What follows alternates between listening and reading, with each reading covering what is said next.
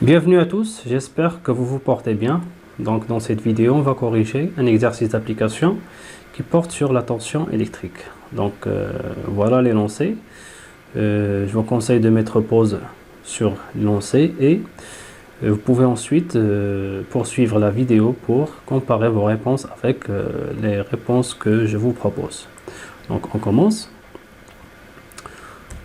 Donc dans la première question, combien de branches possède ce circuit et de nœuds? Donc voilà, ce circuit-là, il se compose de générateurs et 3 dipôles. Donc déjà, les nœuds, on a deux nœuds. Ça se voit clairement qu'on a deux nœuds, c'est A et B. D'accord? Et pour les branches, d'accord, donc on a la première branche, c'est la branche principale. D'accord? Elle contient le générateur. Donc je vous rappelle qu'une branche, c'est une portion, bien c'est une partie du circuit qui est délimitée entre deux nœuds. D'accord, donc en suivant cette partie-là, en partant de ce nœud, d'accord, et en suivant cette partie, on va se retrouver dans le deuxième nœud. Ça, c'est une partie qui est délimitée entre ces deux nœuds. La deuxième branche, pardon, c'est cette partie-là. Donc on constate aussi qu'elle est délimitée entre le nœud A et le nœud B. Donc en partant de A, et suivant cette partie-là, en arrivant à B. Donc ça c'est la deuxième branche. Et pour la troisième branche, la voilà. Donc en partant de A et en poursuivant cette partie, d'accord, on peut se retrouver dans le nœud B. Donc voilà, ce circuit-là possède deux nœuds et trois branches. Voilà, deuxième question.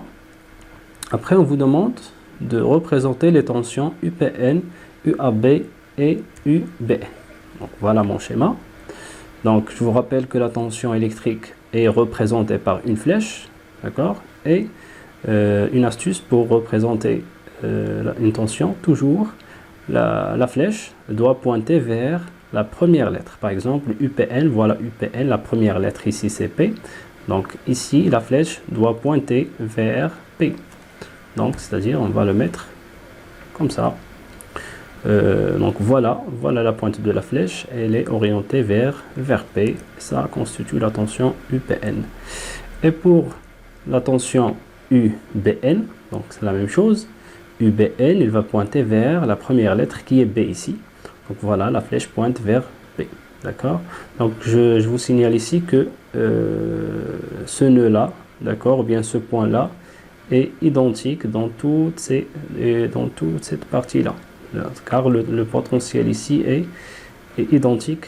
Mais ça veut dire si je mets le point B ici ou bien ici c'est la même chose, d'accord.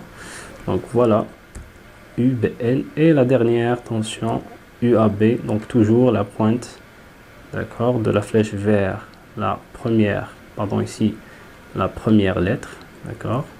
Donc voilà UAB. Donc je vous signale que la tension aux bornes du dipôle D2 c'est la même que la tension aux bornes du dipôle D1, d'accord. Donc parce que ces deux dipôles sont en dérivation, donc les deux dipôles en dérivation, ils auront la même tension électrique. Donc s'il vous plaît, notez ça. Voilà, on a répondu à la deuxième question. La troisième question, c'est la représentation de l'appareil mesurant la tension UBN, ça veut dire aux bornes du dipôle D3. Donc je vous rappelle que l'appareil de mesure de tension, c'est le voltmètre, et il se branche toujours en dérivation, d'accord. Et bien sûr, la borne COM du générateur, pardon, du voltmètre doit être toujours reliée à la borne négative du générateur. Donc voilà mon schéma. Voilà la borne négative du générateur et je branche le voltmètre de cette façon là, d'accord. Donc COM, voilà la borne COM, elle est reliée à la borne ou bien au pôle négatif du générateur, d'accord. Après, on vous demande de quelle serait la tension affichée par le voltmètre, sachant que UAB égale à 2,5 volts. Donc la tension affichée par le voltmètre, c'est tout simplement la tension aux bornes du dipôle D3. Ça veut dire c'est la tension UBN, d'accord. Donc si on veut connaître la tension affichée, il suffit de calculer UBN. Et pour calculer UBN, on peut utiliser la loi d'additivité des tensions, d'accord, qui dit que la tension aux bornes du générateur est égale à la somme des tensions des autres dipôles, d'accord, ou bien des récepteurs. Donc on a ici D3, D1 et D2. Donc je vous rappelle ici que on va mettre UPN égale à UBN plus UAB, d'accord. Donc UAB c'est la tension aux bornes de D1 et de D2. Ça veut dire on ne va pas répéter UAB deux fois.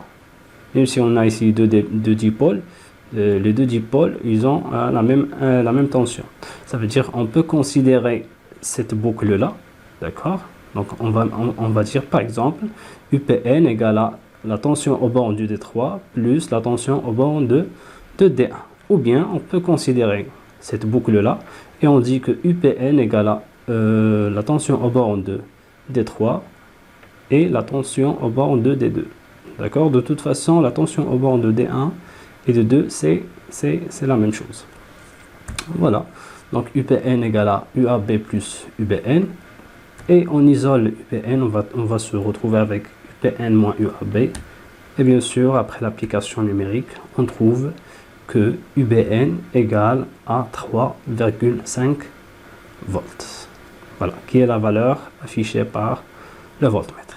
Voilà, c'est tout pour cette vidéo. Donc j'espère que c'était clair pour tout le monde et je vous souhaite bon courage. Au revoir.